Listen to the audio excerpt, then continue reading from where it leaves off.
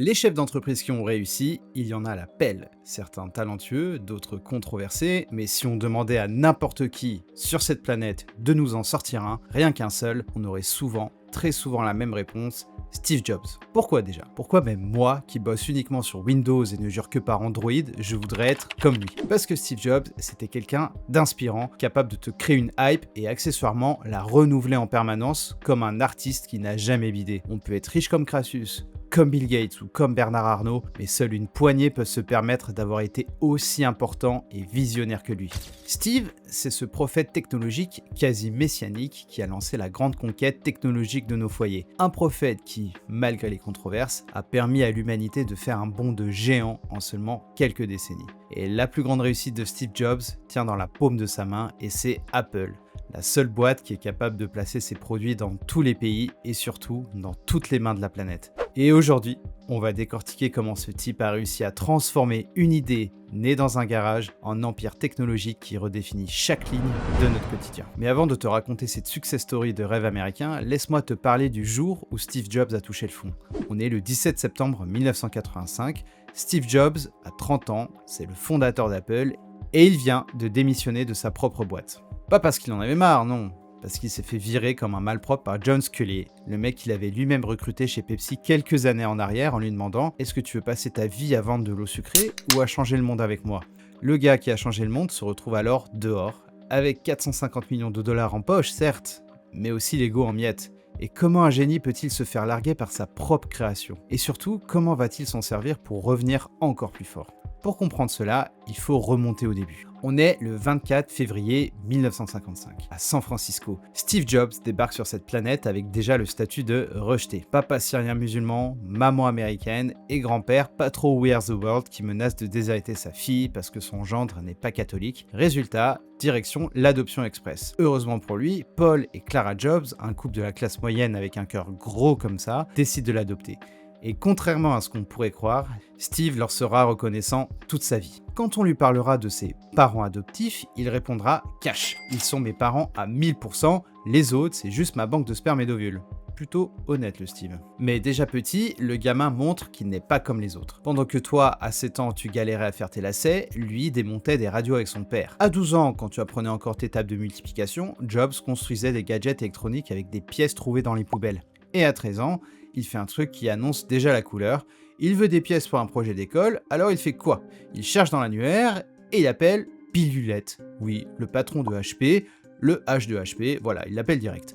Le mec décroche, écoute ce gamin de 13 ans pendant 20 minutes et non seulement il lui file ses pièces, mais il lui propose aussi un job d'été. On est en 1970, Jobs a 15 ans. Il rencontre celui qui va changer sa vie, Steve Wozniak, dit Woz ou le magicien Woz. 50 plus, mais déjà une légende locale. Le mec peut réparer, construire, bidouiller tout ce qui a de l'électricité dedans. Et c'est là que leur premier produit voit le jour, la Blue Box, un appareil qui permet de pirater le réseau téléphonique et d'appeler gratuitement partout dans le monde.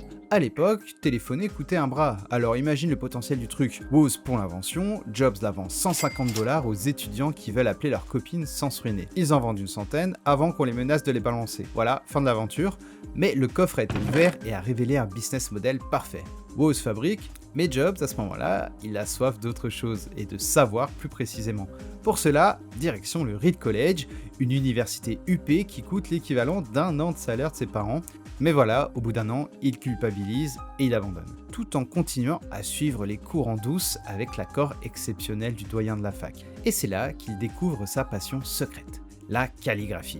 Un cours donné par un ancien moine trappiste qui lui apprend que l'écriture peut être belle, même dans sa forme. Et cette obsession de la beauté typographique, tu la retrouveras dans chaque produit Apple. Puis, changement radical. En 1974, Jobs part en Inde chercher l'illumination spirituelle.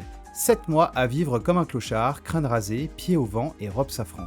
Il ne trouvera pas l'illumination, mais quelque chose de plus précieux, l'obsession de la simplicité. Retour aux States. En 1975, Jobs retrouve Woz qui s'éclate au Homebrew Computer Club, un groupe de nerds qui bidouillent des ordinateurs dans un garage.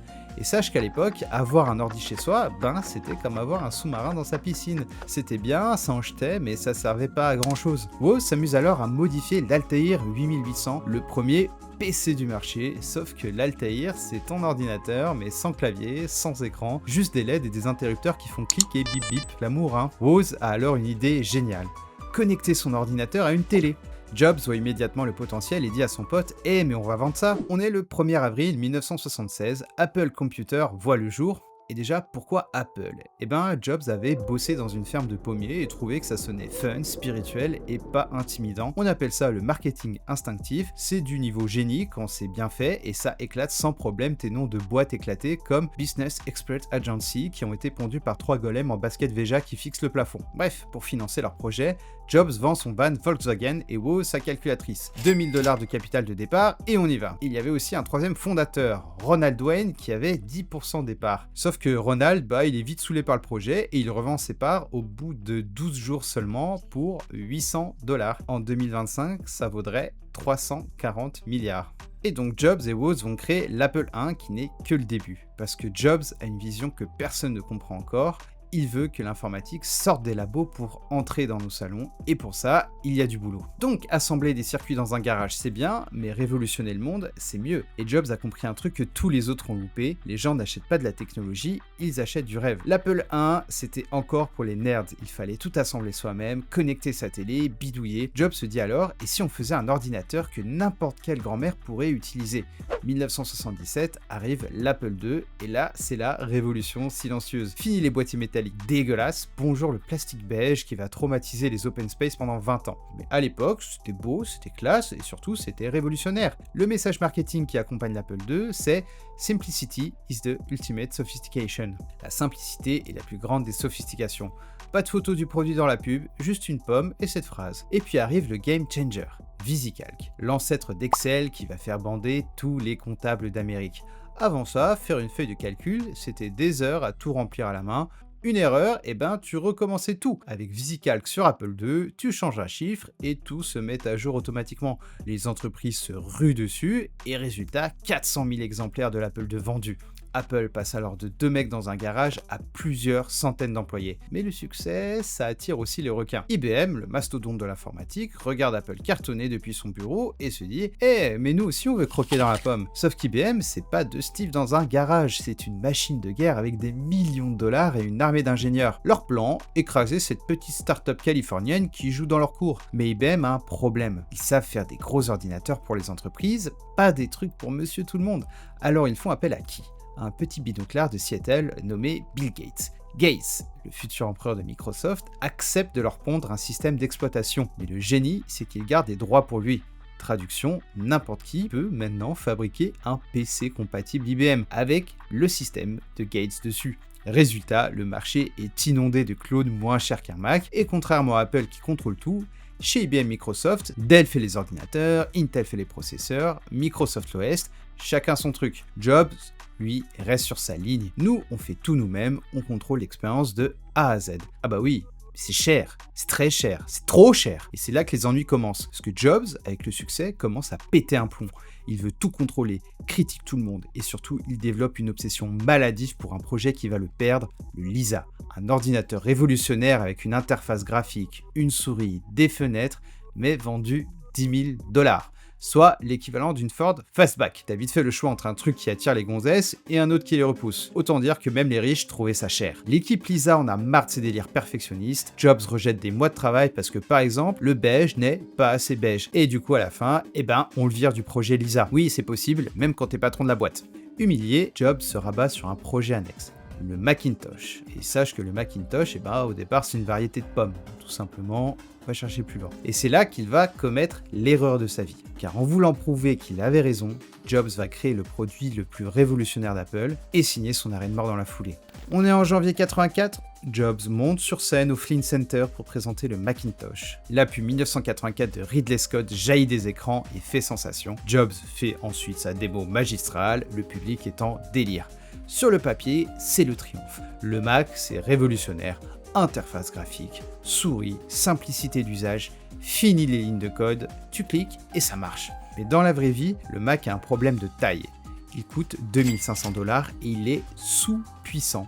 Pas de disque dur, une mémoire de misère, et les logiciels, il y en a pratiquement pas. Et face au PC IBM Microsoft à 1000$ qui font tourner tous les programmes professionnels, le choix est vite fait pour les entreprises. Mais Jobs refuse d'admettre l'évidence. Pour lui, le Mac est parfait tel qu'il est, les clients qui se plaignent, ils ne comprennent rien, les développeurs qui demandent plus de mémoire, c'est des incompétents. Et c'est là qu'arrive John Sculley. Vous vous en souvenez? Jobs l'avait débauché de chez Pepsi avec sa phrase mythique « Tu veux passer ta vie à vendre de l'eau sucrée ou changer le monde avec moi ?» Sculley débarque avec ses méthodes de manager classiques. Études de marché, focus group, écoute du client, tous ces trucs de golem que Jobs déteste. Le clash devient alors inévitable. En mai 85, Sculley est soutenu par le conseil d'administration et il retire à Jobs toutes ses responsabilités.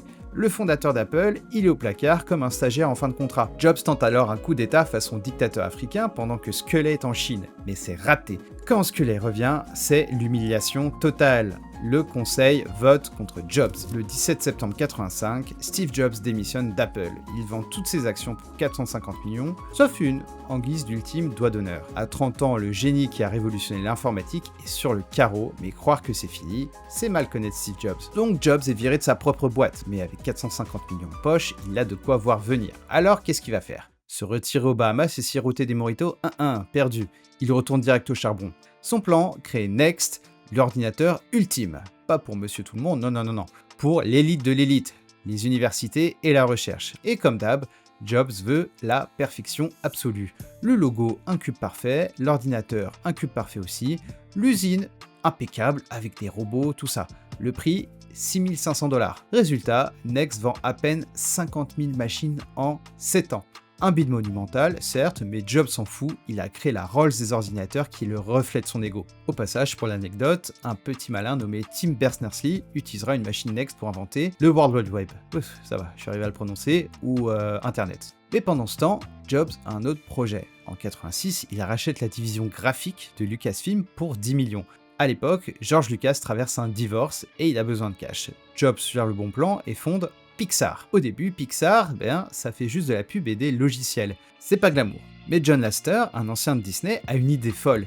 Et si on faisait un film entièrement en images de synthèse? En 1995, Toy Story sort en salle. Premier long métrage 100% numérique de l'histoire. Succès planétaire, Pixar entre en bourse le même jour et Jobs devient milliardaire. Et pendant ce temps, chez Apple, vous allez me dire, c'est l'hécatombe. Sans Jobs, Apple se disperse dans tous les sens. 40 modèles différents avec des noms de clochards ratés de la station F. Performa, Quadra, Centris, même les vendeurs ne s'y retrouvent plus. Toujours en 95, Windows 95 débarque et achève le massacre. Microsoft fait ce qu'Apple faisait avant, rendre l'informatique accessible, sauf que ils vendent juste le logiciel, pas l'ordinateur. Résultat, des PC de dizaines de constructeurs inondent le marché à prix cassé. Apple est à 3% de part de marché et est au bord de la faillite.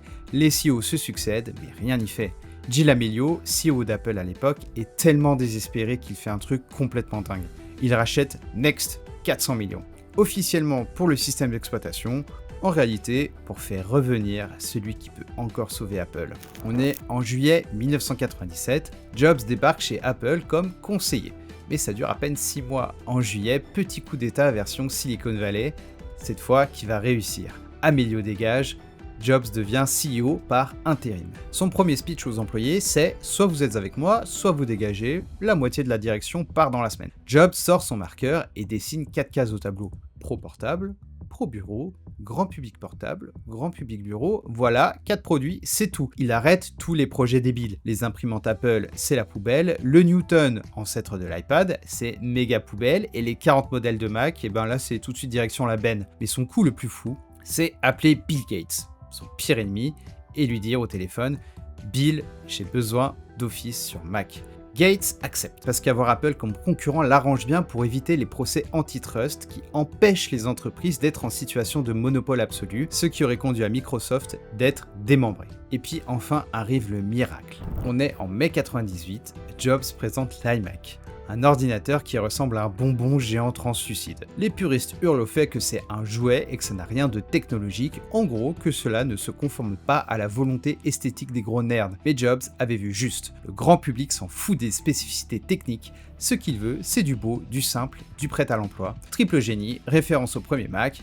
message aux fans et annonce du retour. Résultat, 800 000 iMac vendus en 6 mois et Apple est sauvé. Mais ce n'est que le début, car Jobs va maintenant lâcher une trilogie de petits bijoux technologiques du quotidien qui vont changer le monde. 2001, Jobs débarque sur scène avec un truc bizarre dans sa poche. 1000 chansons dans votre poche. À l'époque, écouter de la musique, c'était soit un Walkman à cassette qui nécessite de rembobiner, soit un lecteur CD qui saute dès que tu respires. L'iPod, c'est un petit pavé blanc avec une molette qui fait clic, 399 $. Les critiques disent c'est trop cher, ça marchera jamais. Eh ben, ils ont eu tort. L'iPod, c'est 450 millions d'exemplaires vendus jusqu'en 2021. Mais le plus gros coup de génie vient de iTunes. Jobs convainc les maisons de disques de vendre leurs chansons 99 centimes pièce au lieu de forcer les gens à acheter soit un album entier à 20 $, soit un single en pochette à 4 $. Ensuite, le 9 janvier 2007, Macworld, la conférence d'Apple, Jobs monte sur scène. Aujourd'hui, Apple va réinventer le téléphone. À l'époque, un téléphone, c'était soit un Nokia incassable pour appeler, soit un BlackBerry pour les mails. Jobs sort un truc qui fait tout ça avec classe et sans clavier physique. Steve Ballmer, CEO de Microsoft à l'époque, ricane et se moque du téléphone de Jobs à 499 $ qui n'a même pas de clavier. Jobs avait compris que les gens n'achètent pas les appareils les plus puissants, ils achètent du rêve. L'iPhone n'était pas vendu comme un téléphone, mais comme un objet de désir, et encore aujourd'hui, n'importe qui pâtit de son image sociale s'il n'a pas d'iPhone. 2008, soit un an après la sortie de l'iPhone, Jobs a une nouvelle idée folle. Et si on laissait plutôt les développeurs créer des applis sur iPhone? La règle est simple, Apple prend 30%, le dev garde 70%. Résultat, Apple touche une commission sur chaque transaction sans développer un seul programme. Les devs deviennent fous, ils peuvent enfin laisser toute leur imagination s'exprimer et enfin monétiser leur talent. En 5 ans, Jobs a créé l'écosystème parfait. Plus tu achètes Apple, plus c'est dur d'en sortir. Mais une fois arrivé au sommet de sa gloire, le destin le rattrapera. Retour en 2003. Jobs apprend qu'il a un cancer du pancréas, mais le bonhomme, fidèle à son passé de hippie, refuse la chimio et tente les remèdes alternatifs. Régime vegan, acupuncture, médecine douce et même jus de carotte. 9 mois plus tard, devant l'étendue des désastres, il accepte enfin l'opération, mais c'est trop tard, le cancer s'est étendu. Mais même malade, Jobs reste Jobs. En 2010, amaigri, fragilisé, il monte quand même sur scène pour présenter l'iPad, le produit qu'on n'attendait pas, dont personne ne voulait et qui va créer le marché des tablettes. C'est notre produit le plus avancé jamais créé, à mi-chemin entre les téléphones et l'ordinateur portable. Et le résultat, c'est 3 millions d'iPads vendus en même pas 80 jours. Le 24 août 2011, Jobs démissionne d'Apple. Sa lettre: « J'ai toujours dit que si je ne pouvais plus remplir mes devoirs de CEO, je serais le premier à vous le dire. Malheureusement, ce jour est arrivé. » Le 5 octobre 2011, Steve Jobs s'éteint à l'âge de 56 ans. Tous les experts prédisent alors la chute d'Apple. Sans Jobs, Apple est mort, sauf que Jobs avait tout prévu. Tim Cook, son successeur, transforme Apple en machine à cash méthodique. Aujourd'hui, Apple, c'est 3000 milliards de dollars de valorisation, soit le PIB de la France. L'histoire de Steve Jobs, c'est plus qu'une success story, c'est l'histoire d'un mec qui a transformé des trucs de geek en objets du quotidien indispensables. Et même si tu es team Android et Windows comme moi, tu ne peux pas nier que Steve Jobs a révolutionné notre rapport à la technologie. Et ça, même 3000 milliards ne peuvent pas l'acheter. Du garage de ses parents à l'empire technologique le plus puissant du monde, Steve Jobs aura prouvé qu'une vision peut tout changer. Reste à savoir qui sera le prochain à oser rêver aussi grand. Bonne journée, bonne soirée, bonne nuit à toi.